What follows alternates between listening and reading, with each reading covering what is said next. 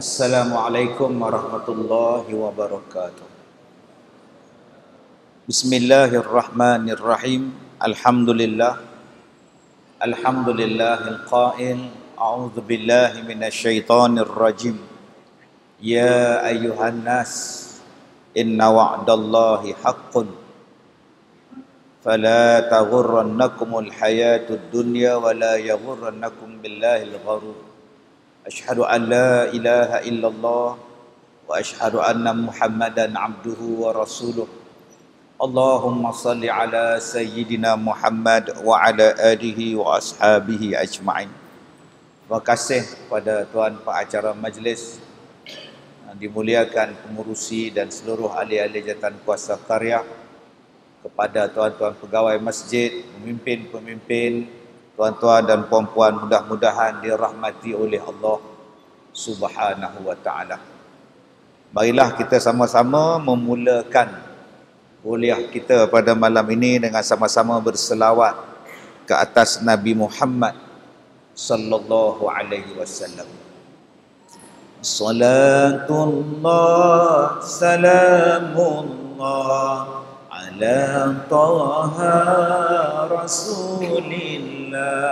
Salatullah salamullah ala yasin habibillah.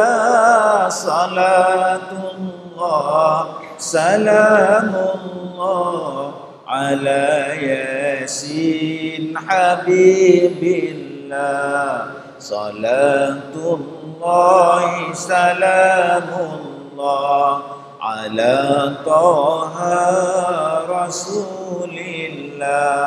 Salatullah salamullah ala yasin habibillah. Tuan-tuan yang saya hormati, insya-Allah pada malam ni saya nak mengajak tuan-tuan supaya dapat memfokuskan kepada surah Fatir ayat yang kelima dan ayat yang keenam, untuk sama-sama kita ambil pengajaran, mengambil perintah daripada Allah Subhanahu wa ta'ala. Allah berfirman, A'udzu billahi minasyaitonir rajim. Ya ayyuhan nas, ya ayyuhan nasu inna wa'dallahi haqqan fala taghurrannakumul hayatud dunya wa la yaghurrannakum billahil gharur. Wahai manusia, sesungguhnya janji Allah adalah benar, maka janganlah kamu sekali-kali menjadikan kehidupan dunia ini memperdayakan kamu, dan jangan sesekali syaitan yang pandai menipu daya kamu tentang Allah. Surah Fatir ayat yang kelima. Baik, di dalam ayat ini Allah menggunakan perkataan ya ayyuhan nas, wahai manusia. Allah tak sebut ya ayyuhalladzina amanu, wahai orang-orang yang beriman.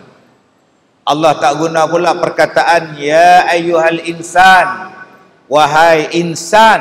Allah guna perkataan an-nas, wahai manusia. Sebab surah ini adalah surah yang diturunkan di Mekah. Nama dia ayat-ayat Makkiyah. Bila ayat-ayat di Makkiyah, kebanyakan Allah menggunakan manusia, Allah menggunakan perkataan nas. An-nas. Qul a'udzu birabbin nas, malikin nas. Dia gunakan perkataan nas. An-nas maknanya manusia. Untuk manusia Allah gunakan perkataan an-nas. Kebanyakan penggunaan an-nas ayat-ayatnya diturunkan di Mekah. Kenapa? An-nas merujuk kepada manusia seumumnya. Orang baik ke, orang tak beriman ke, orang tak baik ke, samsing kampung dusun ke, isap dadah ke, siapa ke, dia dipanggil sebagai An-Nas. Tetapi apabila Nabi Muhammad berhijrah ke Madinah, perkataan An-Nas Allah Ta'ala gunakan pula, digantikan dengan perkataan insan. Insan. Surah Al-Insan. Maka digunakan perkataan insan kebanyakan merujuk kepada ayat-ayat yang diturunkan di Madinah. Sebab di Madinah orang sudah mula mengamalkan tauhid yang betul. Di Madinah sudah mendapat pimpinan daripada Rasulullah. Di Madinah sudah menerima Islam sebagai cara hidupnya. Maka Allah menggunakan perkataan insan. Ya ayyuhal insan. Kalau hak di Mekah dulu, kebanyakan ayat Allah guna perkataan An-Nas, manusia. Siapa-siapa pun hang baik ke hang tak beriman ke manusia. Tapi bila mai ke Madinah, Allah gunakan perkataan kebanyakannya ialah Al-Insan. Sebab Al-Insan membawa makna orang yang lebih halus otaknya, pemikirannya, orang yang lebih lemah lembut jiwanya, orang yang lebih lemah lembut hatinya. Maka digunakan perkataan Al-Insan. Jadi tuan-tuan, kita di Kuala Muda ni agak-agak An-Nas ke Al-Insan? Wallahu a'lam. Fikir tengok tuan-tuan. Kata orang Perak, jenis keras hati nama dia An-Nas. Jenis lembut hati nama dia Al-Insan. Jadi kalau lembut hati, kita pun dengar hari ni nak buat kutipan dana wakaf Madrasah As-Sa'adah, lembut hati kita. Nak sedekah, nak wakaf, tu insan lah tu. Tapi kalau tengok-tengok, mai-mai sini tengok-tengok, derma lagi. Aduh, puak-puak ni tak habis-habis derma je. Ini An-Nas, adik-beradik Mekah ni tuan-tuan ni. Yang mana faham, faham. Tak faham sudah tuan-tuan ni. Baik, Allah kata apa? Wahai manusia. Maknanya siapa? Baik Islam ke, baik tak Islam ke, baik Melayu ke, baik India ke, Cina ke, orang putih ke, Bengali ke, nama dia apa? Nama dia insan. Mak Saleh ke, Bangladesh ke, Negro ke, siapa ke, nama dia apa? Insan. Allah kata, wahai manusia. Baik Islam ke, baik tak Islam ke, wahai manusia. Inna wa'dallahi haqqun. Sesungguhnya janji Allah adalah benar. Wa'dun. Inna wa'dallah. Sesungguhnya janji Allah haqqun, benar. Yang ni yang orang tak apa nak percaya. Padahal dia baca Quran, sadaqallahul azim. Maha benarlah Allah yang maha agung. Habis baca Quran, sadaqallahul azim. Tutup Quran, cium. Tak atas dahi, tak atas muka. Tapi bila tanya, percaya Quran? Percaya Quran? Berapa ramai yang tak percaya? Berapa ramai tuan-tuan bila sebut Quran, sadaqallah, tapi dalam hakikatnya dia tak apa nak percaya. Banyak benda yang kita tak apa nak percaya dalam Quran, tapi tiap-tiap kali habis baca Quran, sadaqallah. Kadang-kadang janji Allah kita tak percaya, yang kita percaya janji manusia. Pegang janji manusia. Janji Allah buat bodoh. Tuan-tuan, dia kata inna wa'dallahi haqq. Sesungguhnya janji Allah adalah benar. Tuan-tuan tengok cerita Jin Samsudin. Esok untuk siapakah esok masih ada? Haji Ahmad Daud mati. Latik Ibrahim mati ke? Hel Amir ke mati ke? Mati dalam bilik mandi. Kemudian bawa pergi kubur. Rajuli baca talqin. Ingat? Rajuli baca talqin. Masa P. Ramli mati, dia baca talqin. Tu P. Ramli mati betul. Dia baca talqin. Arwah Rajuli. Dalam filem ni pula Haji Ahmad Daud mati, dia baca talqin. Bacaan talqin dia tu tuan-tuan naik bulu roma kita. Dia baca talqin tu, kita rasa Allah, malas nak makan nasi, takut mati. Yang mana nak menikah pun tak apa nak jadi.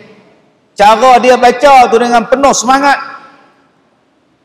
Ya Ihsan binti Hafsah, dia sebut tu.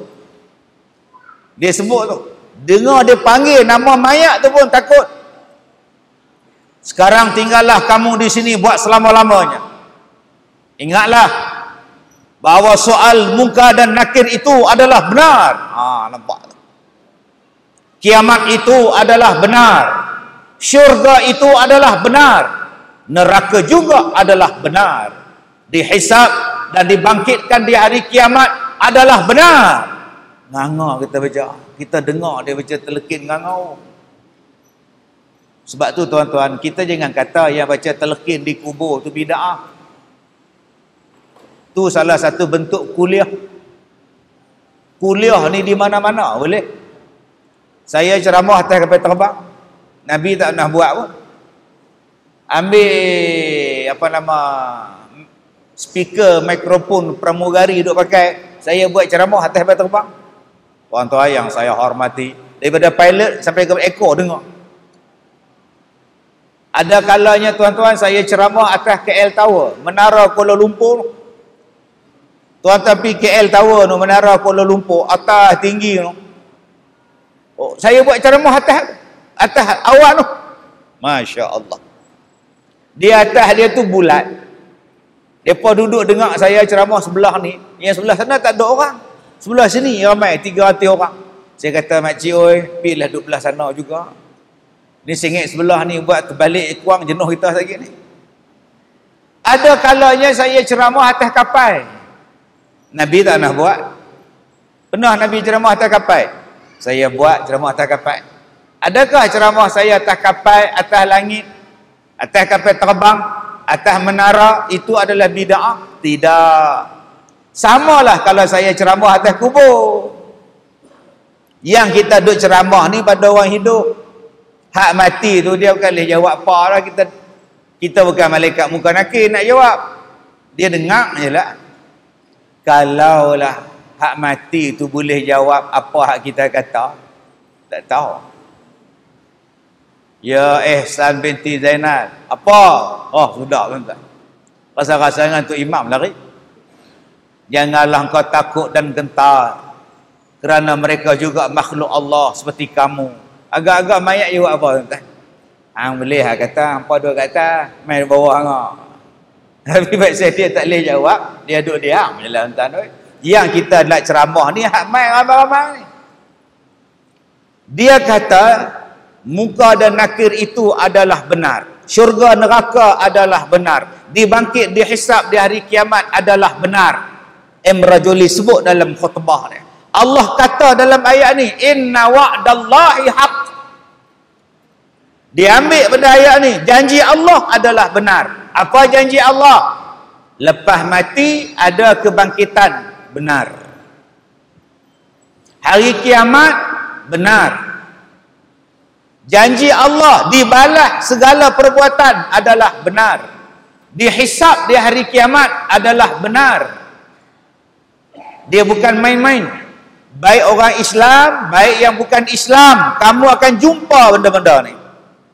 Baik yang Islam maupun yang kafir, kamu akan jumpa janji-janji Allah ini. Allah pesan dalam ayat ni, wahai manusia yang Islam dan yang tak Islam, janji Allah adalah benar. Mati itu adalah benar. Siksa kubur adalah benar. Nikmat kubur adalah benar. Soal jawab dalam kubur adalah benar. Dibangkitkan daripada kubur adalah benar. Menuju pada mahsyar adalah benar. Titian sirat adalah benar. Neraca timbang al-mizan adalah benar. Maka kata Allah, kalau benda-benda itu adalah benar, kalau benda-benda itu adalah benar, fala taghurrannakumul hayatud dunya. Jangan kamu dilalaikan dengan kemewahan kamu ketika kamu hidup dalam dunia. Jangan kemewahan dunia ni menjadikan kamu lalai sehingga kamu lupa janji-janji Allah. Lupa bahawa mati itu adalah benar kerana kamu rasa kamu kaya. Lupa bahawa soal muka dan nakir itu adalah benar sebab pada masa itu kamu enjoy hidup dalam dunia.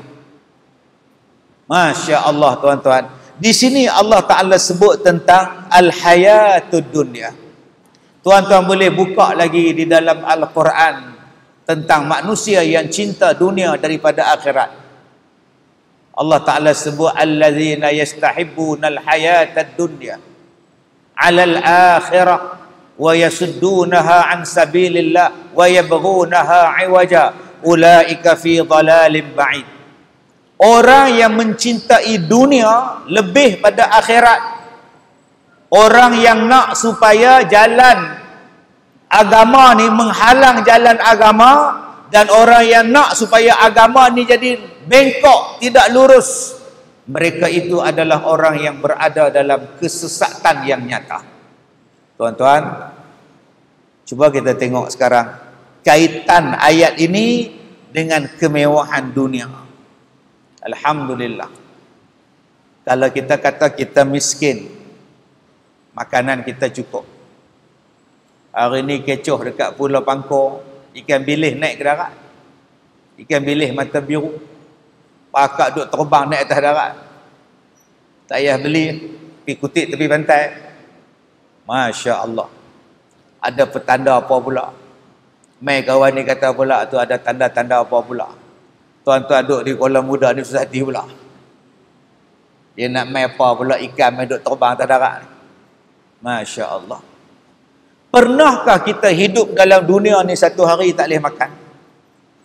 Pernahkah kita hidup dalam dunia ni tuan-tuan, dalam satu hari ni kita tak dapat pakaian, tak dapat hidup, tak dapat apa? Allah Ta'ala bagi kemewahan gila-gila pada kita. Allah bagi kemewahan pakaian, Allah bagi kemewahan rumah, Allah bagi kemewahan makan minum, Allah Ta'ala bagi kemewahan hidup dalam dunia. Tetapi ada orang yang lalai. Dia cuai. Dia cuai tuan-tuan. Allah bagi dekat dia juta punya duit. Saya jumpa satu orang kaya tuan-tuan, pergi bercuti, bawa anak isteri dia bercuti, naik helikopter, 2 biji helikopter, duduk bersidai depan chalet. Kita kalau boleh naik helikopter bangga habis. Dia helikopter bapak punya besar helikopter. Saya tanya dekat dia berapa ada heli. Dia bukan setakat ada helikopter, dia ada jet, dia ada kapal terbang, dia ada berpuluh-puluh helikopter. Kita baru setakat ada motor ES5 belagak, magak depan pun tak ada. Ya hamba Allah ni helikopter berpuluh buah. Dia tak belagak, dia tak sombong tuan-tuan. Dan saya pergi rumah ni, saya pergi tak belagak apa tuan-tuan, selambera dia Kak Leha oi, gelang mas baru 2 urat belagak kemik. Kan Kak Leha sinilah di Afrika. Yang hamba Allah ni bilion tuan-tuan. Masya Allah. Ada satu orang kaya, mak dia panggil saya pergi rumah dia, ajak makan nasi. Dia tahu saya ada ceramah dekat situ, dia panggil ajak main rumah. Dia kata ni maklum masak sendiri ke ustaz ni, ayam tangan maklum. Oh saya kata elok. Saya makan tuan-tuan, oi orang kaya. Bukan saya bangga dengan kaya itu, yang saya seronoknya tuan-tuan, tak belagak, tak sombong. Pergi ke dapur macam kita pergi dapur. Ada juga orang kaya tuan-tuan yang bersalam dengan kita, kunci dalam tapak tangan. Dalam tapak tangan dia ada kunci. Hang ni bersalam kunci ke bersalam tapak tangan? Aku rasa nak seluk awak lari kunci rumah dia. Dia tak ikhlas dalam bersalam tuan-tuan. Bila kita sebut tentang kehidupan dalam dunia ni, Allah pesan, jangan kamu jadi lupa kepada Allah. Zaman dulu-dulu tak ada televisyen. Nak tengok TV tumpang rumah orang bayar sekupang. Orang tu pula buat tol. Sebelum Sami Belu buat tol, dia dulu buat tol, tuan. Nak masuk tuan-tuan ingat tol, Sami Belu buat tol dulu lah. Saya ingat bila dia jadi menteri, oh Sami Belu bagusnya, tuan. Susah nak jadi menteri macam tu. Mana nak cari cakap main lepasnya. Kerajaan tidak bertanggungjawab atas apa-apa kemalanganan. Kemalangan. Dia pergi belasah.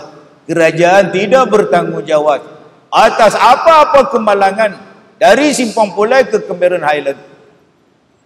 Tu tol zaman dia. Tol zaman kita dulu tahun 70-an, ada budak duduk atas tangga minta sekupang nak tengok cerita Combat. Minta sekupang nak tengok $6 million man. Bayanglah, masa tu susah hidup. Nak cari kereta rumah sebiji pun payah, nak cari tali besen sebuah pun payah, nak cari peti air orang kampung kita pakai pun payah. Sekarang tuan-tuan cuba tengok.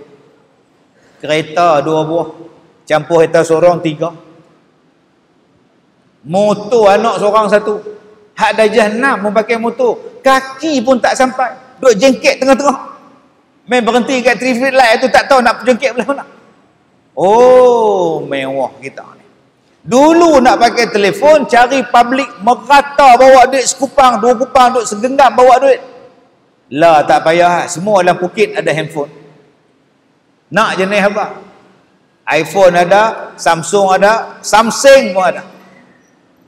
Dulu elektrik tak ada, gelap gelita. Asal petang aja pak kita duk gomba. Tuan-tuan tahu gomba? Duk gomba Goslin. Dulu. Tapi dulu-dulu walaupun gelap, pasang pelita, pasang gaslin, setiap rumah dengar orang baca Quran. Yang no baca Quran, yang ni baca Quran, yang tu baca Quran. Kadang-kadang bawa budak-budak bawa pelita tu jalan pergi rumah ustazah baca Quran. Elektrik tak ada, tapi pelita tu yang menjadikan kita ni duk baca Quran. Sekarang elektrik dalam rumah, pelak dalam rumah, lampu dalam rumah, kipas angin dalam rumah. Agak-agak berapa kali dengar baca Quran. Allah kata, jangan jadikan kemewahan dunia kamu lupa pada Allah. Dulu kalau kita kata kita susah nak pergi masjid pasal jalan gelap, lah jalan terang-terang, kenapa tak main masjid? Dulu kita kata tak ada kereta motor nak main masjid, lah kereta 2 buah, motor 4 buah, pasal apa tak main masjid? Pasal sibuk ke arah yang lain. Maka kata Allah, jangan kemewahan kamu sampai kamu lupa kepada Allah. Wala yaghurrannakum billahil gharur. Tuan-tuan yang saya muliakan, zaman kita dulu kalau ceramah Maulidur Rasul, ceramah Ma'al Hijrah, orang bawa makanan daripada rumah. Yang ni bawa bengkang, yang ni bawa nasi, yang ni bawa lauk, yang ni bawa apa nama agak-agak. Pak Mat Tempe pula bawa mangkuk tingkat kosong. Hak orang lain semua bawa bekas. Dia bawa bekas saja, dalam tak ada isi apa. Pasal apa? Dia nak tapau balik entah. Bukan Pak Mat sinilah, ni dia Afrika ni cerita. Tapi sekarang masing-masing tak nak bawa dah. Masing-masing duk tengok panjang tengkok dekat pengurusi masjid. Apa? Tak ada makan lah? Apa? Dia bukan macam dulu. Dulu masing-masing bawa. Pakat pergi duk hidang belakang. Sekarang kita duk tengok gelap masa depan, tak ada nasi apa. Kita duk harap pada hak jawatan kuasa. Padahal kita ni mewah. Kalau masing-masing bagi seorang RM10, kalau masing-masing bawa nasi ni tuan-tuan, tenggelam nasi pada kita. Allah kata kadang-kadang bila kemewahan yang kita dapat, kita makin jauh pula dengan Allah Subhanahu wa taala. Televisyen hari ini, berapa ramai yang jadikan televisyen untuk dapat pahala? Berapa ramai yang hari ini ada Facebook masing-masing, TikTok masing-masing. Jadikan jalan untuk dapat pahala. Banyak orang yang menjadikan TikTok, banyak orang yang menjadikan Facebook, Instagram dia jalan untuk dapat dosa. Kamu tak yakinkah bahawa kamu akan mati? Allah akan soal apa yang kamu tulis dalam Facebook. Kalau kamu yakin pada janji Allah kamu akan mati, kita tak akan tulis benda fitnah di dalam Facebook kita. Tadi ada orang daripada Sungai Petani, mai pada Sungai Petani, mai sekolah saya di Ipoh. Apa dia? Mai pasal apa? Mai nak minta maaf. Dia kata, Ustaz, saya nak minta maaf. Kau ada kata apa? Salah apa kat saya? Saya ni tohmah macam-macam pada Ustaz. Saya tohmah macam-macam kat Ustaz. Padahal saya tak kenal Ustaz pun. Saya tak pernah jumpa Ustaz pun. Tapi bila saya duk menyembang orang di kampung saya, di taman saya duk kutuk Ustaz macam-macam. Jadi saya main ni nak minta maaf. Dunia akhirat, ampunlah dosa saya Ustaz. Saya kata, tak apa, saya maafkanlah. Tak minta lah maaf dengan Allah sama. Dengan saya tak apa. Tapi minta maaf dengan Tuhan. Yang tobatnya banyak. Kemudian yang kedua, saya kata, akak kena jumpa kawan-kawan akak yang akak bawa cerita bohong. Pergi cerita balik. Mana Ustaz nak larat macam mana nak cari Ustaz? Ramai akak duk cerita, akak pun tak ingat dah siapa dia akak cerita. Yang tu bukan kerja saya. Akak kena pergi. Selama mana mereka percaya apa akak cakap, selama itulah akak tanggung dosa. Tambah pula akak pergi tulis pula dalam Facebook, berapa ramai yang share, berapa ramai yang komen, berapa ramai yang duk baca. Orang tu percaya pula apa yang akak tulis. Allah akak panjang cerita. Kalau boleh akak tulis balik dalam Facebook, cerita balik hantu. Tuan-tuan ingat senang tuan-tuan nak minta maaf. Di dunia ni pun susah nak minta maaf. Bayangkan di akhirat besok. Bayangkan dosa kita sesama manusia takkan selesai selagi mana tak minta maaf daripada orang.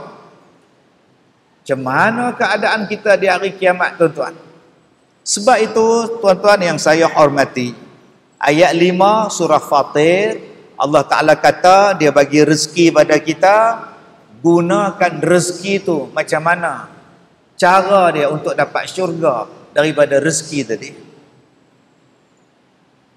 Allah Ta'ala bagi kita sihat, gunakan kesihatan kita tu bagaimana nak tolong agama Allah. Allah Ta'ala bagi kita ni kerja, orang lain tak ada kerja. Abang-abang, akak-akak, saya ni cikgu sekolah, cikgu besar sekolah.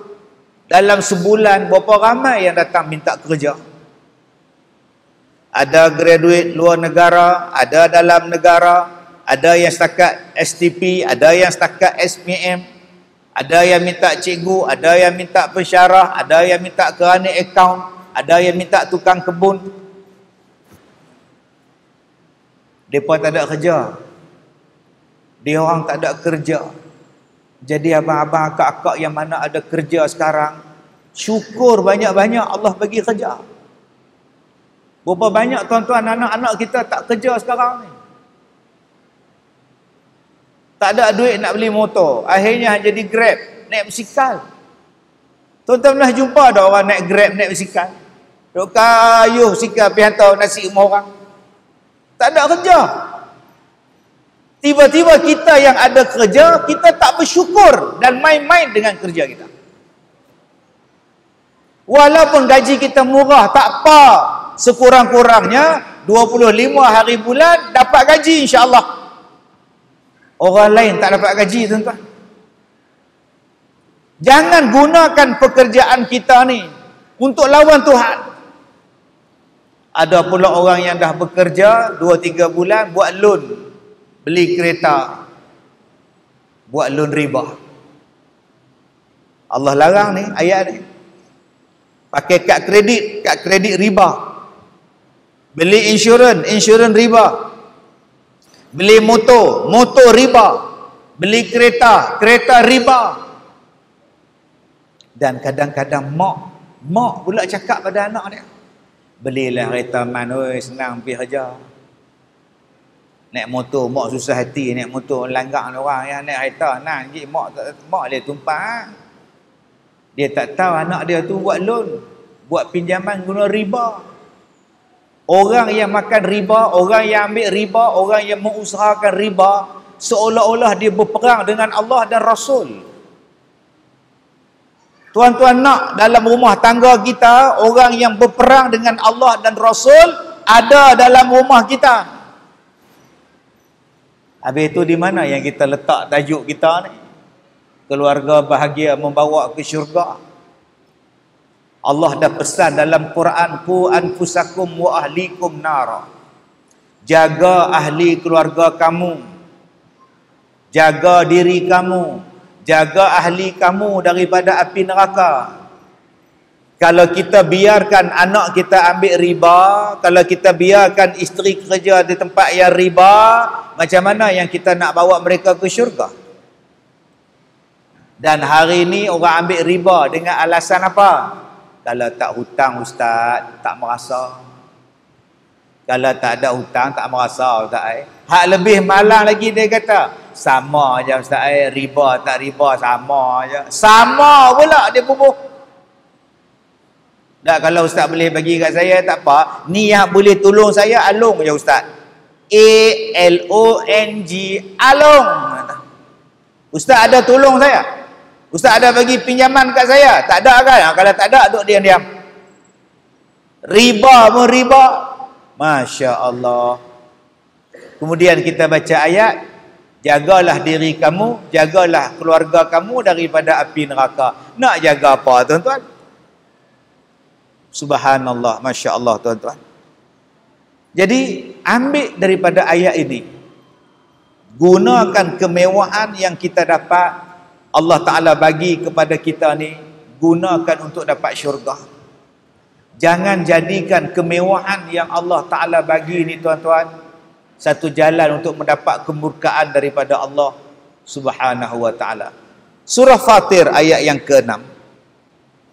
Innasyaitana lakum aduwwun fattakhidhuhu aduwwa innama yad'u hizbahu liyakunu min ashabis sa'ir. Baik, ayat yang ke-6 surah Fatir. Innasyaitana lakum aduwwun, sesungguhnya syaitan itu bagi kamu semua adalah musuh, adu.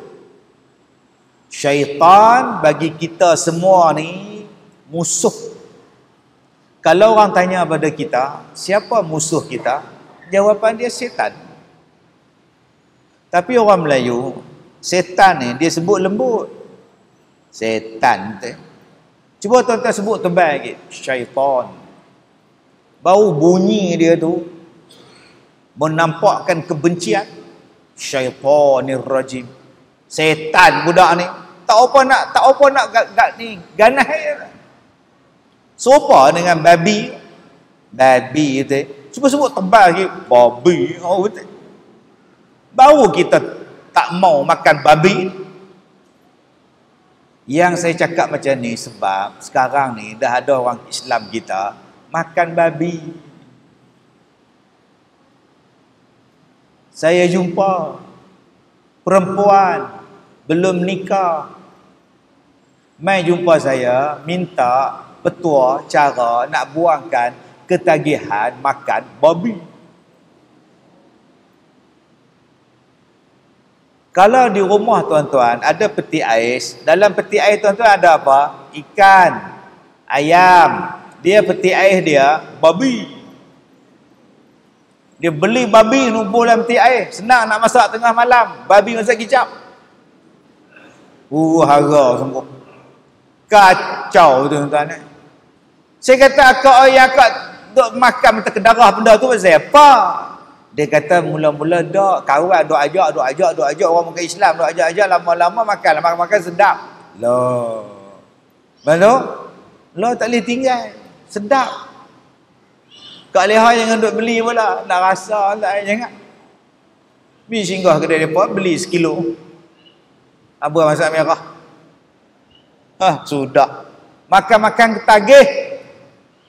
Allahu Akbar. Ada tuan-tuan orang kita, bukan kata tak ada.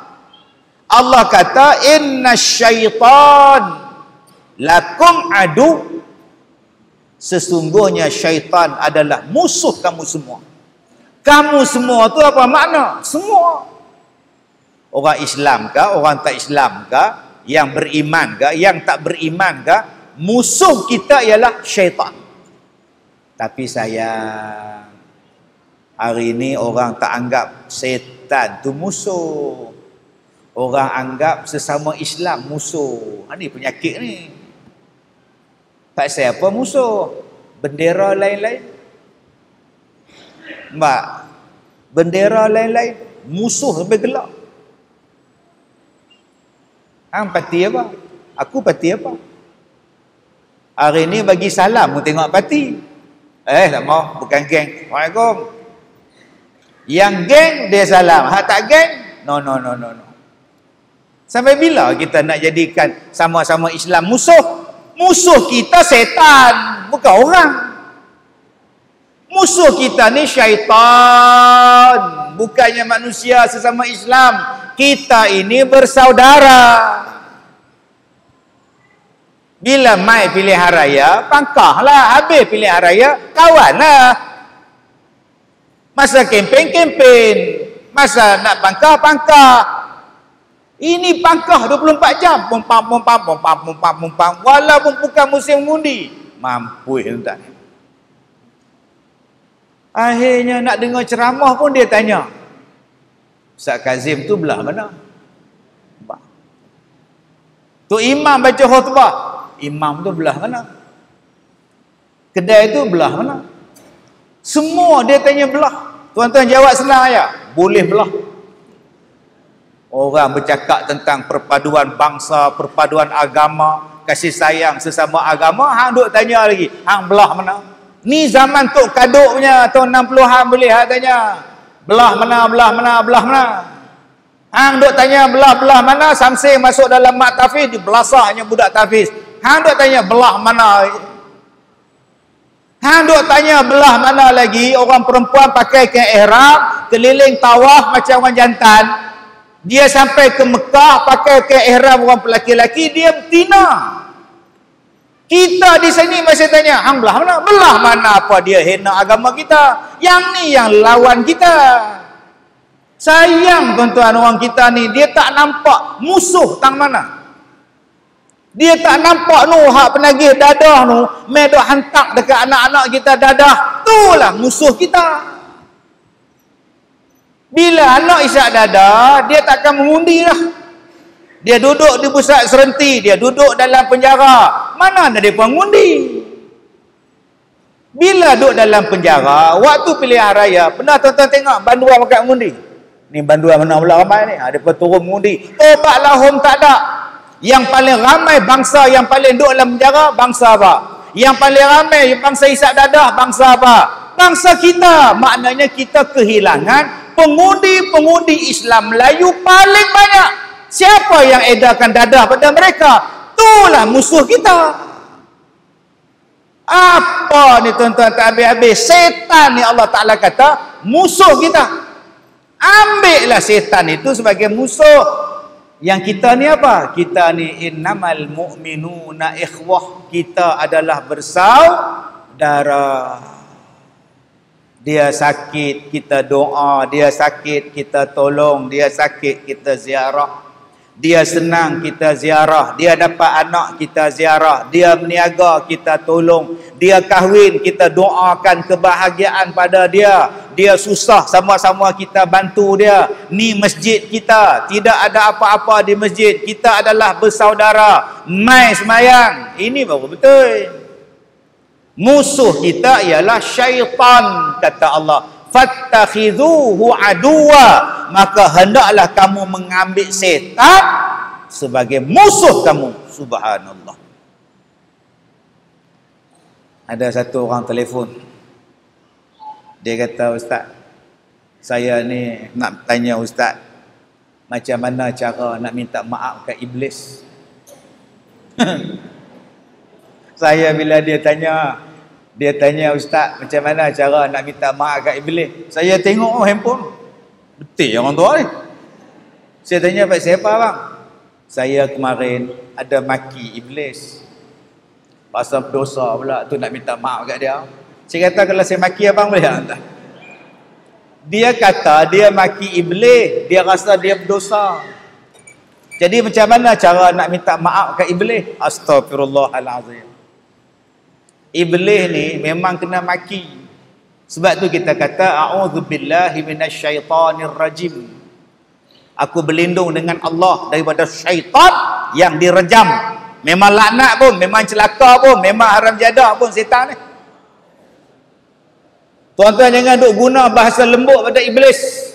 Tak boleh ustaz, jangan duk maki dengan iblis tu. Jangan ustaz. Oh tak boleh pula. Dia nak ajak kita masuk neraka. Hang kata dia baik. Dia nak ajak kita ni teman dia dalam neraka. Hang kata dia baik. Dia nak bagi kita ni sesat. Hang kata dia baik lagi. Dia nak kita ni memenuhkan neraka sa'ir dengan dia. Adakah hang kata dia baik lagi? Dia musuh kamu. Ambil dia sebagai musuh. Dan ambil dia pula sebagai musuh yang betul-betul musuh. Masya Allah. Yang jadi sekarang ni musuh kita ni sesama kita, betul-betul punya musuh. 30 tahun tak pernah tegur dengan jiran. Pagar naik 10 kaki. Atas pagar tu pula buah kacau pula. Bergaduh dengan jiran. Betul-betul gaduh punya. Ada tuan-tuan bergaduh dengan adik-beradik sampai tak mengaku kakak, tak mengaku abang, putih dah, berkerak rotan. Saya pernah jumpa kes, hang bukan abang aku bukan adik hang, putus saudara. Kes ayah depa mati, pembahagian pusaka tak puas hati, putus saudara, hang bukan abang aku bukan adik hang, aku sumpah aku takkan pijak rumah hang. Ini cerita betul tak? Bila abang dia nak mati, tak mati-mati. Ngucap tak boleh, mati pun tak boleh, mai ustaz pak tu dia kata dia ni ada siapa-siapa. Maksud saya adik-beradik dia ke apa-apa ke yang putus silaturahim. Anak dia, isteri dia kata ada paksu kami hujung. Pergi minta maaf. Panggil dia main maaf. Depa pujuk adik dia, paksu tolong tengok abang apa semua ni. Aku tak mau pi. Aku dah sumpah aku tak pijak rumah dia. Aku takkan pijak tanah dia. Aku takkan pi. Ustaz ni cerdik tuan-tuan. Ustaz ni pi pujuk dia, Tuan Haji, maafkanlah dia saudara kita. Sian dekat dia. Saya kata saya boleh maaf dia, tapi saya takkan pijak rumah dia. Tak apa, tak pijak pun tak apa. Akhirnya tuan-tuan, mereka bawa tandu. Usung dia tu. Sungguh nampak ada ustaz tu cerdik lah. Ni cerita betul lah. Dia main dekat pintu tu, abang dia duk sakit tengah rumah ni. Dia duk cakap atas tandu tu. Anak-anak makan duk dukung. Abang, aku maafkan hang dunia akhirat. Aku halalkan makan minum hang, kita bersaudara. Baru boleh mengucap, baru mati tuan-tuan. Sampai macam tu sekali. Tuan-tuan, kita tak mau lagu tu. Jom kita eratkan silaturahim. Di kampung kita, di Kuala Muda kita ni tuan-tuan, di Penaga kita adalah bersaudara. Kita bukan syaitan. Kita manusia Muslim. Kita adalah bersaudara. Musuh kita ialah syaitan. Tuan-tuan yang saya muliakan. Saya ni orang Hindustan. Walaupun bukan Hindustan. Pak tiri saya balik motong getah. Tahun 70-an dulu. Balik pada motong getah, kerja dia ambil piring hitam, pasang. Saya daripada umur 5 tahun, 7 tahun duk dengar lagu Hindustan. Sampai boleh hafal. Orang duk tanya saya, ustaz, dari mana ustaz duk hafal lagu Hindustan pelik-pelik kan? Ada satu lagu Hindustan, lagu dia Mena Bolongga, Mena Bolonggi. Itu lagu Hindustan tak? Filem dia apa? Roti kepada or makan. Filem dia roti kepada or makan dalam bahasa Hindustan. Roti, makanan, roti kepada or makan, makanan, pakaian, tempat tinggal. Tuan-tuan tahu tak? Itu cerita Zinat Aman. Roti kepada or makan dengan Shashi Kapoor. Beribu-ribu tahun sebelum itu dah ada cerita dah, roti kepada or makan, makanan, pakaian, tempat tinggal. Apa dia? Kata seorang ni, syaitan ini akan menakutkan kamu, nombor satu, dalam bab makanan. Nombor dua, syaitan akan menakutkan kamu dalam bab pakaian. Nombor tiga, syaitan akan menakutkan kamu, mendatangkan was-was kepada kamu dalam bab rumah. Maka dijumpa dengannya dengan satu ulama. Bagaimana nak lawan perasaan was-was tentang pakaian, tentang makanan, tentang rumah? Apa dia jawab? Nak lawan setan. Kalau syaitan menakutkan kamu dengan makanan, kamu jawab, bagaimana aku nak kisah dengan minuman? Bagaimana aku nak ambil berat tentang makanan? Apa yang makan ni ada sangat? Sedangkan kulit aku ini, daging aku ini sendiri akan dimakan oleh ulat di dalam kubur. Tu jawapan pada setan. Aku nak tengok makanan ni, aku nak ambil berat makanan ni, aku nak susah hati nak makan apa. Aku lupa ke makanan ulat dalam kubur adalah daging daripada tubuh aku sendiri. Akhirnya tuan-tuan, kita tak akan ambil kisah tentang makanan. Dua, ada orang yang ditakutkan oleh syaitan dengan pakaian. Jawab kamu apa? Apa yang aku nak kisah dengan pakaian? Janji menutup aurat, sedangkan pakaian aku yang dibawa ke dalam kubur hanyalah kain kapan saja. Yang ketiga, syaitan menakutkan kamu dengan urusan rumah tangga. Tak habis-habis tentang urusan rumah tangga. Aku ingatkan diri aku bahawasanya rumah aku yang buat sementara sebelum menuju alam barzakh ialah kubur, sebelum menuju alam akhirat ialah kubur. Lebih baik aku membuat persiapan tentang kubur. Baik, tiga benda ni tuan-tuan, syaitan menakutkan kita. Pertama apa dia? Makan, minuman. Cuba tuan-tuan tengok Nabi Adam alaihissalam. Allah Ta'ala kata pada apa Nabi Adam? Allah kata apa pada Nabi Adam? Allah kata wala taqraba hadhihi syajarah. Jangan kamu hampir pada pokok ini. Kalau kamu makan buah dia, kalau kamu hampir, fatakuna, kamu akan jadi orang zalim. Jangan makan buah ni. Hampir pun jangan. Cuba tengok apa iblis buat. Iblis kata, Dam, ini bahasa saya lah. Dam, kamu tahu tak kenapa Allah larang kamu menghampiri pokok ni? Tak tahu? Ni, Pak Long kamu ni, kata iblis. Aku ni orang lama dalam syurga. Hang orang baru, hang bukan tahu apa. Allah tak bagi hang hampir pokok ni sebab Allah nak kekalkan hang sebagai manusia. Kalau hang makan buah dia, hang akan jadi malaikat. Bila hang jadi malaikat, hang duduk selama-lama dalam syurga. Tapi kalau hang tak makan, hang jadi manusia, anytime boleh keluar pada syurga. Kalau hang nak kekal Adam, aku nasihatkan hang makan buah ni. Tapi aku suka hang lah, aku cerita ya. Nampak? Nombor satu yang dia bagi rosak Nabi Adam ialah melalui makanan.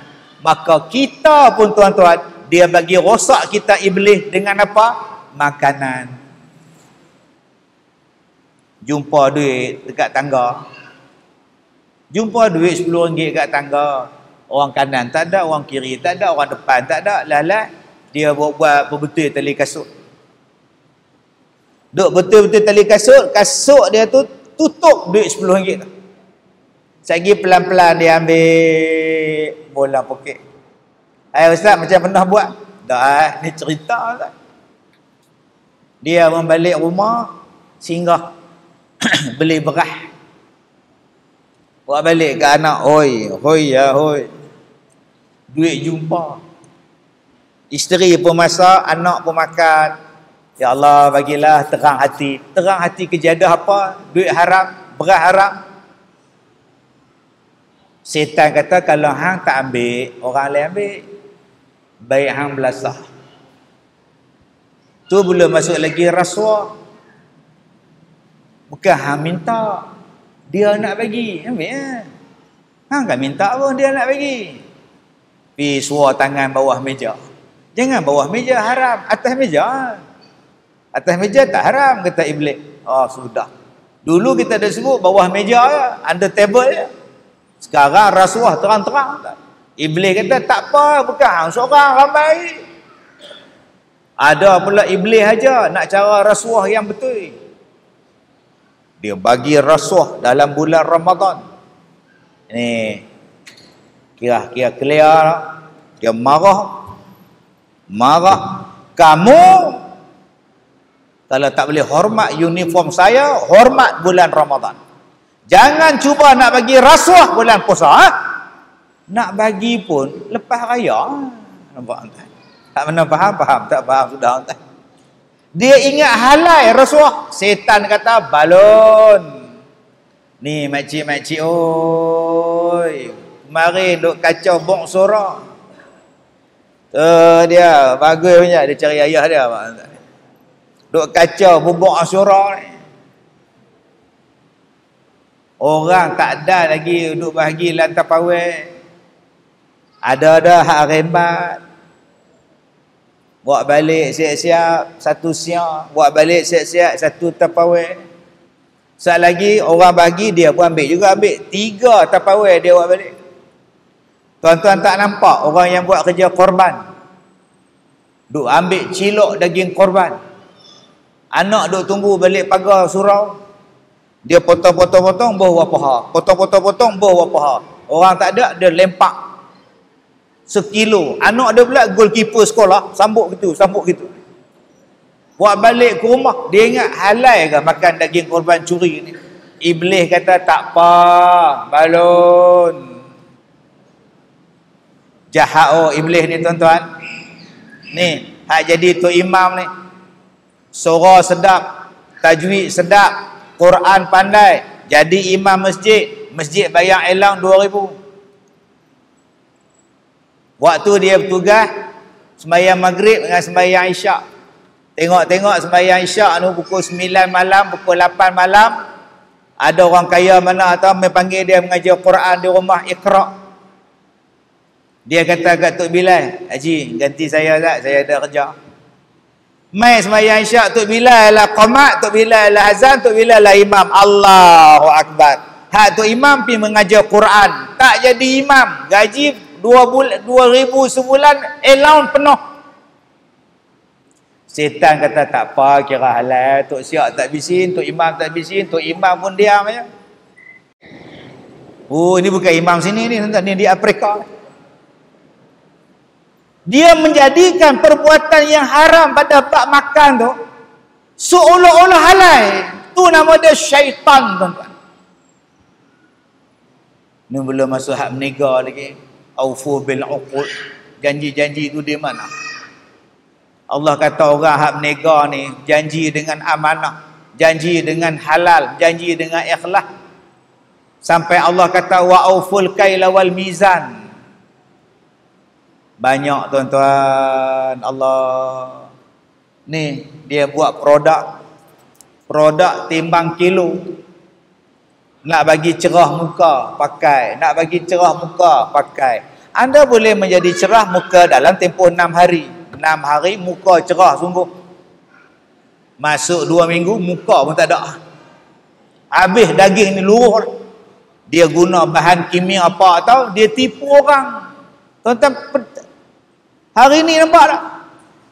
Iblis kata tak apa, belasa, janji hang kaya. Dia berbohong, tuan-tuan. Belum masuk lagi, dia pergi ambil botol macam air zam-zam punya botol tu. Dia buat air pipe. Jual air zam-zam, air zam-zam, air zam-zam. Kita pun beli zam-zam, Al-Kazam, 4 botol. Padahal air pipe belakang rumah. Allahu Akbar. Saya dengar baru ni ada air zam-zam kena rapah dekat pelabuhan. Air zam-zam kena rampah. Sedih saya, tuan-tuan. Kalau betul lah air zam-zam kena rampah. Pasal diseluduk bawa pada Mekah. Sedih tuan-tuan. Yang arak boleh lepas, hak zam-zam sangkut. Aduh. Air zam-zam ni ubat. Nabi kata zam-zam itu adalah ubat mengikut niat orang yang minum. Tuan-tuan sakit kencing manis, minum air zam-zam tu, ya Allah sembuhkanlah penyakit diabetes aku, ya Allah, bismillah, minum. Sebab tu yang mana pi umrah, minum air zam-zam, balun banyak-banyak. Saya, tuan-tuan, waktu sakit saya mandi dengan air zam-zam. Waktu boleh turun bawah telaga tu, saya turun, tuan-tuan, mandi nak ambil berkat ni penyakit saya. Tiba-tiba hari ni orang tahan orang yang bawa mari air zam-zam, bahan larangan. Yang arak boleh lepas pula. Kan pelik dah dunia sekarang ni, tuan. Pelik dunia sekarang. Agak-agak setan campur tangan dalam benda ni, tuan. Air zam-zam tu salah tu. Arak tak apa. Tuan-tuan tak nampak ke musuh kita siapa sekarang ni? Yang kedua, yang setan menakutkan kita apa dia? Pakaian. Cuba tuan-tuan tengok bila Nabi Adam makan buah tu, Hawa makan buah tu, ada yang kata Hawa makan terbelah dua jadi dada. Bohong tuan-tuan. Ada yang kata makan buah tu Hawa jadi dada dua belah. Adam pula sangkut kat tengkok jadi kerongkong halkum. Nampak benar nipu, tuan-tuan. Siapalah yang buat cerita? Nanya siapa percaya? Anak dia kata kat mak dia, mak hak dua mak tu mak buah khuldi mak. Mak dia tengok dia kata, dak itulah tanda perempuan. Halkum kita ni tanda laki-laki. Saya jumpa banyak dah pondan buang halkum ni, tuan. Saya jumpa banyak, tuan. Dia buang 10,000. Di mana? Negara jiran datang. Saya tanya dekat dia macam mana buang, dia kikis. Halkum kita ni macam tulang ayam goreng yang lembut tu. Tuan-tuan pernah makan kan tulang ayam goreng hak lembut, hak warna putih tu. Hak lembut bila makan boleh makan tulang tu. Dia kikis sampai jadi tak ada, jadi orang perempuan. Tu yang pondan duk buat sekarang ni. Duk buat. Allahu Akbar. Dia lembutnya halkum kita ni macam tulang ayam goreng. Bukan tulang hak keras tu. Tulang hak lembut tu, tuan-tuan. Hak boleh makan sekali dengan daging tu. Kalau tak percaya, abang-abang balik rumah kikis tengok. Tengok lembut ke tak? Cuba pergi kikis tengok. Kalau tak percaya, saya cakap. Allahu Akbar. Bila Nabi Adam makan, Hawa makan, apa jadi? Terlucut pakaian. Hawa terlucut, Adam pun terlucut. Diambilnya daun-daun syurga, ditutup kemaluan. Apa guna iblis? Iblis cari jalan macam mana kita ni nak buang pakaian kita. Bagaimana pakaian yang tutup aurat, dia bagi buka. Iblis nampak lawa ya bila buka aurat. Daripada pakaian longgar, dia bagi ketat. Dan kita rasa bangga bila kita pakai baju ketat. Abang-abang, jangan kata orang perempuan saja pakai baju ketat. Orang lelaki pun ketat sekarang. Dipakainya seluar ketat, cawak pendek, duduk nampak tang situ. Tu pun tak betul abang weh. Jangan duk tengok orang perempuan aja pakai seksi, weh seksinya. Yang jantan pakai seksi pun seksa.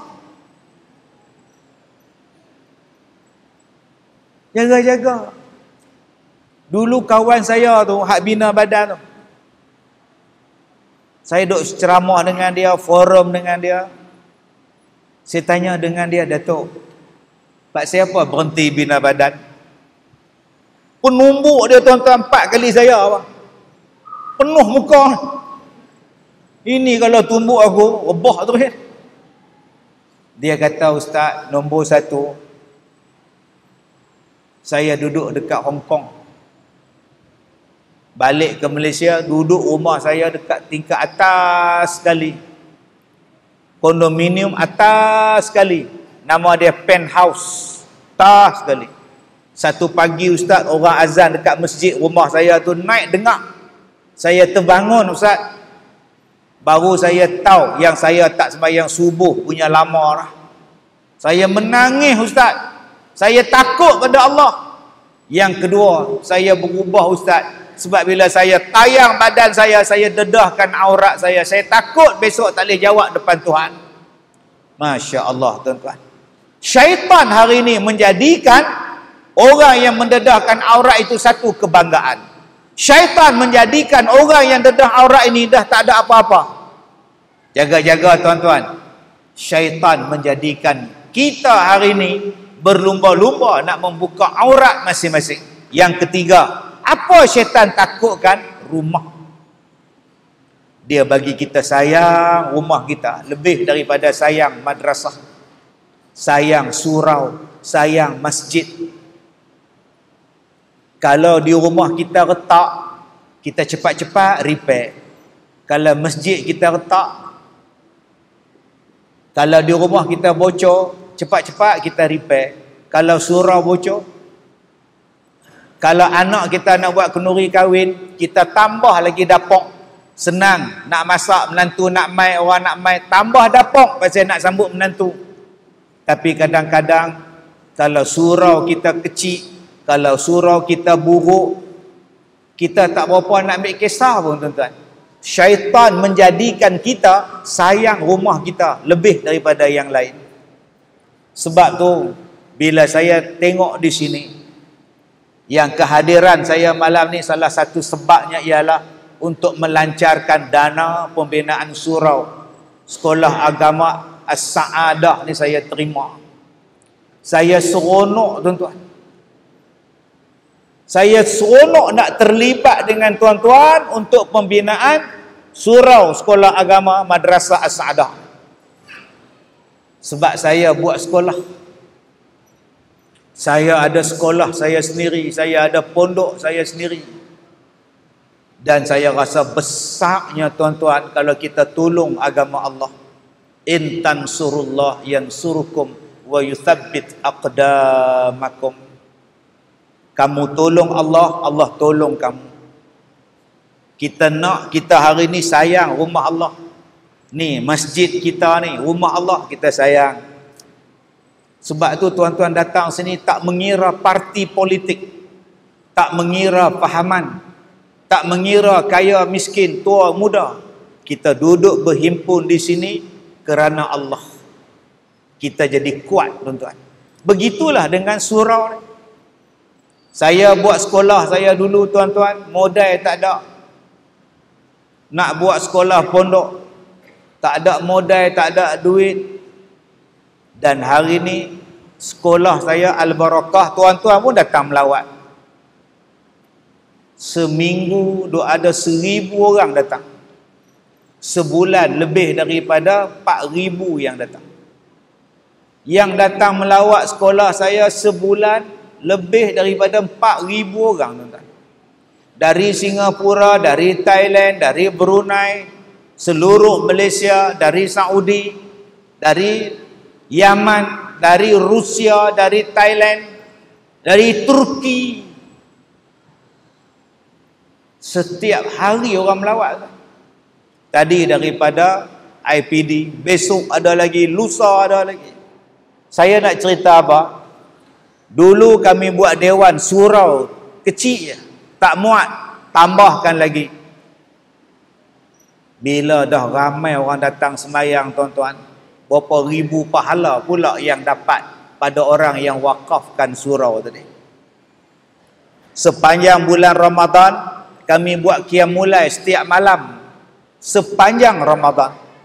Dan kami buat qiyam mulai itu selama 16 tahun dah. Setiap kali Ramadan, malam pertama sampai malam akhir Ramadan, qiyam mulai setiap malam. Bayangkan berapa banyak pahala pada orang yang wakaf. Saya rasa orang yang wakaf tu pun tak sangka punya ramainya orang mengimarahkan.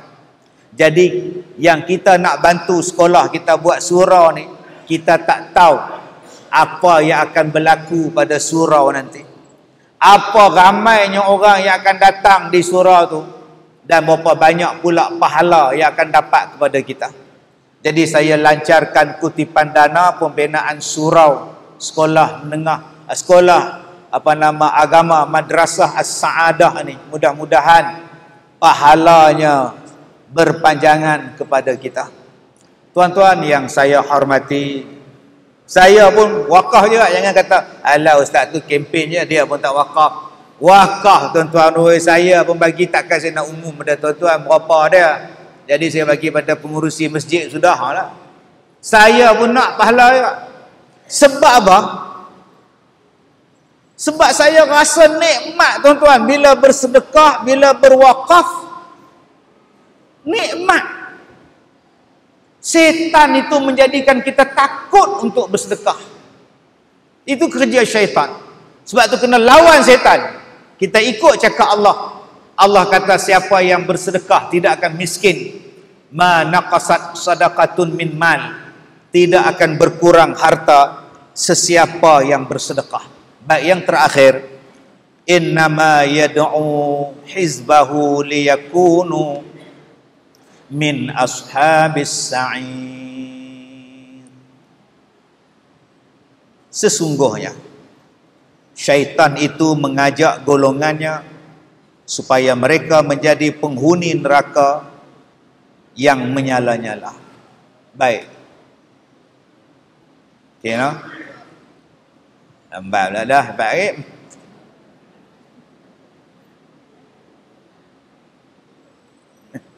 Okey, nak habis ni. Besok saya ada program di Putrajaya lah. Besok di kementerian apa tu, di Putrajaya. Baik, last. Okey. Saya cerita lah. Saya cerita jadual saya. Saya cerita hari Jumaat saya di Lendu, Melaka. Jumaat malam saya di Lendu, Melaka. Sabtu pagi saya di sekolah saya di Ipoh pukul 9 pagi. Habis patah balik ke Melaka. Hari Sabtu malam saya di Masjid Tanah Melaka. Balik ke Ipoh hari Ahad saya ceramah di Georgetown. Saya ceramah hari Ahad bukan di Georgetown. Georgetown malam tadi. Hari Isnin saya pun tak ingat dah hari Ahad saya di mana, saya lupa.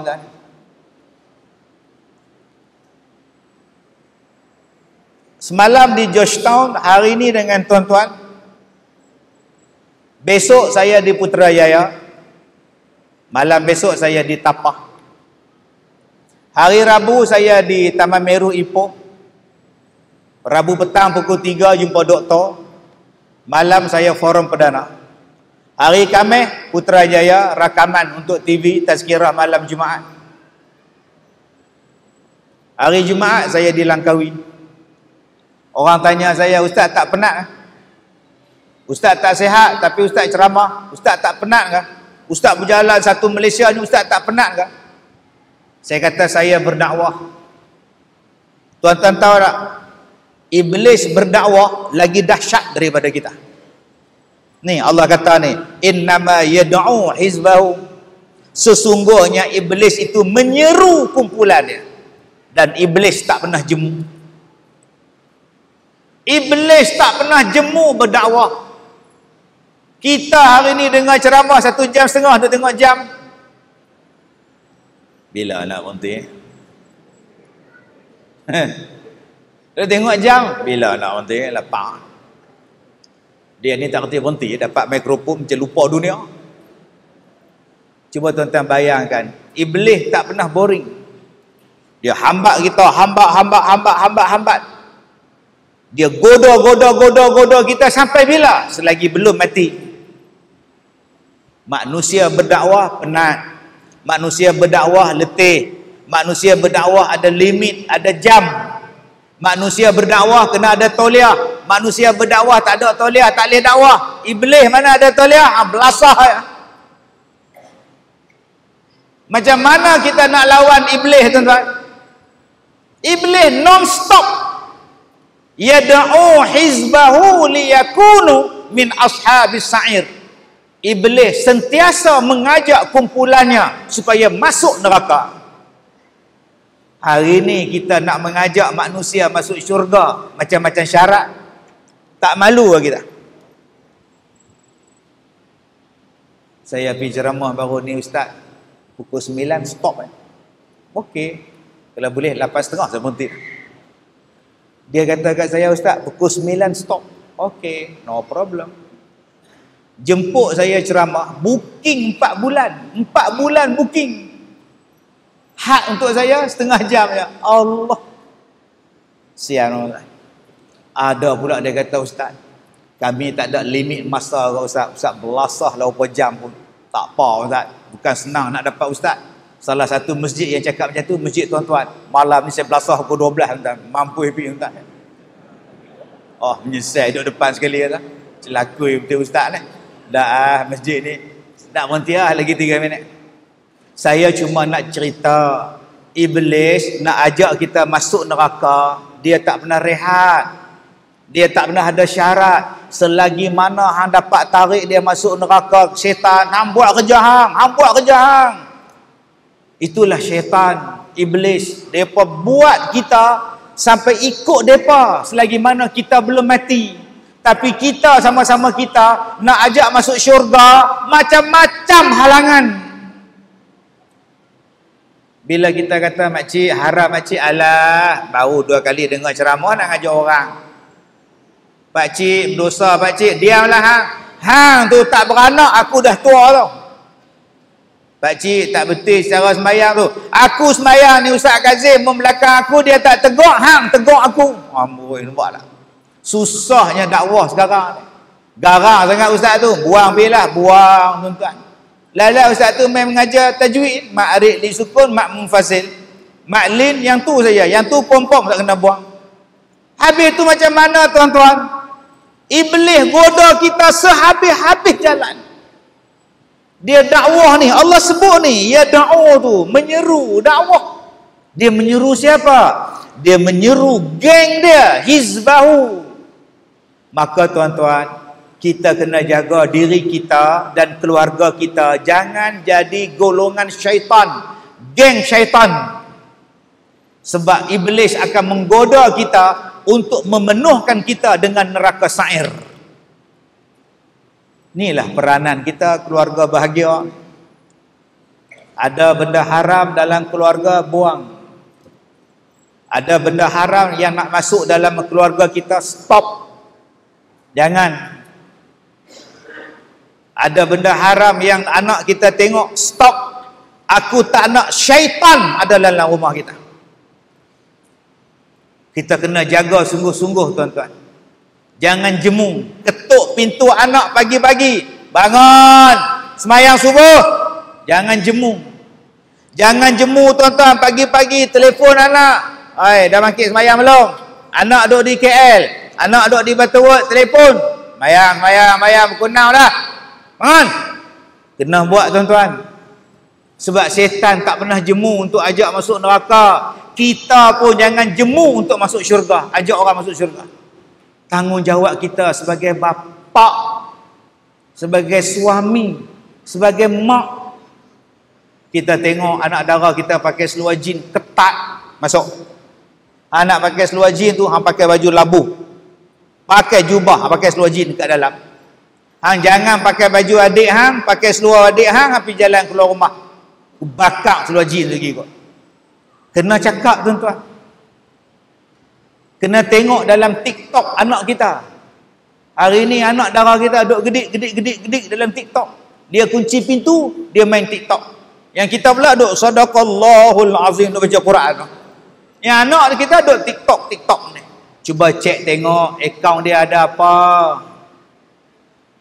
Silat-silat yang masuk hak pakai seksi dalam TikTok kita tu, anak kita.